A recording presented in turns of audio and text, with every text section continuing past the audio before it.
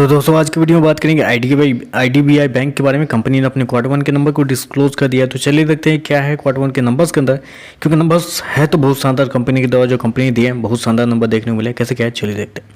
Database के लिए growth में दिया हुआ है। पिछले क्वार्टर की बात करें, पिछले क्वार्टर में 7,133 करोड़ कंपनी जनरेट किए थे रेवेन्यू इनकम के थ्रू।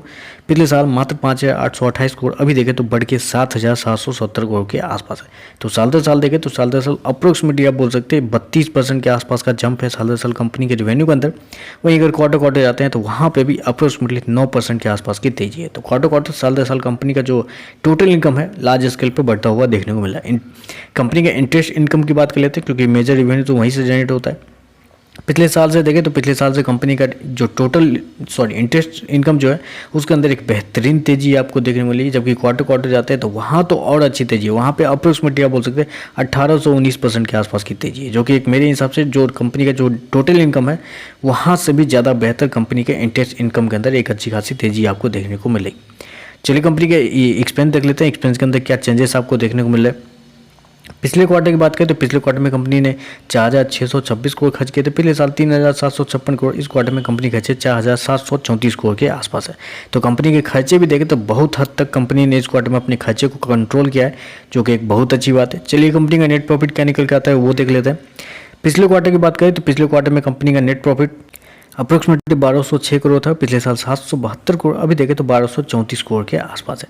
तो साल दर साल देखें तो साल दर साल कंपनी का जो नेट प्रॉफिट है उसके अंदर भी एक अच्छी खासी तेजी आपको देखने को मिली। जबकि क्वार्टर आपको लगेगा कि क्वार्टर हल्की सी तेजी है, हल्की सी तेजी नहीं। बेसिकली क्या हुआ है, इस क्वार्टर में कंपनी को प्रोविजन के रूप में है ना कुछ ज़्यादा खर्चे लग गए। पिछले क्वार्टर में मात्र 985 करोड़ कंपनी ने खर्च किए थे। इस क्वार्टर में अप्रोक्सीमेटली 1,200 करोड़ खर्च किए थे। तो यहीं पे कंपनी ने 200 करोड़ एक्स्ट्रा इस क्वार्टर में कंपनी को प्रोविजन के रूप में लग गया, जिसकी वजह से कंपनी का जो प्रॉफिट है आपको थोड़ा सा गिरता हुआ, मतलब थोड़ा सा कम आपको देखने को मिला। ईपीएस की बात कर लेते हैं। पिछले क्वार्टर में 1.13, पिछले साल 0.71, अभी देखें तो 1.14 के आसपास आपको देखने को मिला। तो ईपीएस के अंदर भी साल दर साल और क्वार्टर एक अच्छी खासी तेजी आपको देखने को मिली। चलिए कंपनी के एनपीए देख लेते हैं। एनपीए के अंदर क्या हुआ है। पिछले क्वार्टर की बात करें तो पिछले क्वार्टर में कंपनी का ग्रॉस एनपीए 6.38 था। पिछले साल 19.90, अभी देखें तो घट के मात्र 5% के आसपास आ चुका। मतलब कि 75% कंपनी ने अपने आप को इम्प्रूव हुआ है। मतलब 20% से 5% पे आ गई है कंपनी ग्रॉस एनपीए के मामले में। बहुत अच्छी बात है। साल दर साल देखें तो साल दर साल कंपनी का नेट एनपीए भी देखें तो पिछले साल कंपनी का नेट एनपीए 1.26 था, अभी देखें तो घट के 0.44 है। तो ओवरऑल देखें तो एनपीए के अंदर भी बहुत बेहतरीन सुधार है। ओवरऑल देखें तो मेरे हिसाब से नंबर बहुत शानदार है। हो सकता है इस नंबर के बाद एक अच्छी खासी तेजी आपको देखने को मिल सकती है। ऑलरेडी से बहुत दिनों से भाग भी रहा है, तो ऊपर से प्रॉफिट बुकिंग आने के भी चांसेस हो सकते हैं। तो उसके लिए भी तैयार जुड़ रहे हैं। तो बस आज के लिए बस इतना ही।